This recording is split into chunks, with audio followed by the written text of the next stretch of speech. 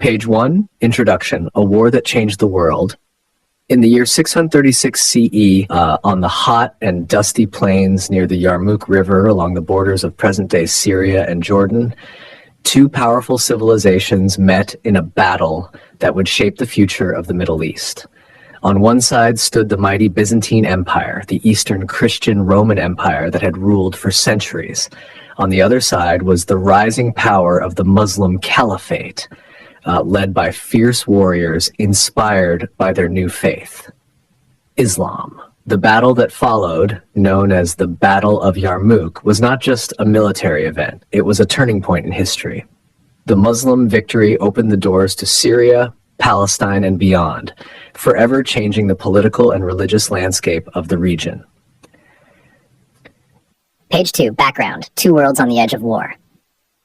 In the early 7th century, the world was divided between two superpowers, the Byzantine Empire in the west and the Sassanid Persian Empire in the east. For centuries, these empires had fought each other for control over trade routes, holy cities, and power. But in the Arabian Peninsula, a new force was rising, Islam. Founded by Prophet Muhammad, peace be upon him, in Mecca, Islam quickly gained followers across Arabia. After the Prophet's death in 632 CE, the Muslim community, Ummah, continued to expand under the leadership of the rightly guided caliphs. The second caliph, Umar ibn al-Khattab, sent armies north to spread Islam and challenge the mighty empires that had once ignored the Arabs. Meanwhile, the Byzantine Empire, Christian and Greek-speaking, was still recovering from years of war against the Persians. Their economy was weak, their army tired, and their borders vulnerable. But they still had pride, faith, and a powerful military force. As Muslim armies pushed into Byzantine lands, the Emperor Heraclius prepared for a major battle to stop them. It would take place at the Yarmouk River, one of the most important and bloody battlefields in history. Page 3. The leaders and their strategies. Every great battle is shaped by its leaders, and the Battle of Yarmouk was no exception. On the Muslim side stood a commander whose name would become legendary, Khalid ibn al-Walid, known as the Sword of Allah.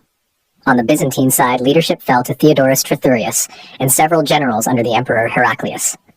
Khalid ibn al-Walid had already proven himself in battles across Arabia and Persia. He was a master of speed, surprise, and flexibility. He knew how to move troops quickly across desert terrain and strike with precision. His deep faith gave him strength, and his soldiers respected him completely. The Byzantines, though greater in number and armed with heavy cavalry, had a major weakness. Their army was made up of soldiers from many different regions: Greeks, Armenians, Slavs, and even Arab Christians. They spoke different languages and didn't fight as one united force. Worse, some generals disagreed with each other on strategy. While the Byzantines planned to use their size and discipline, Khalid used desert tactics, fast movement, and surprise attacks. He positioned his troops in a crescent-shaped formation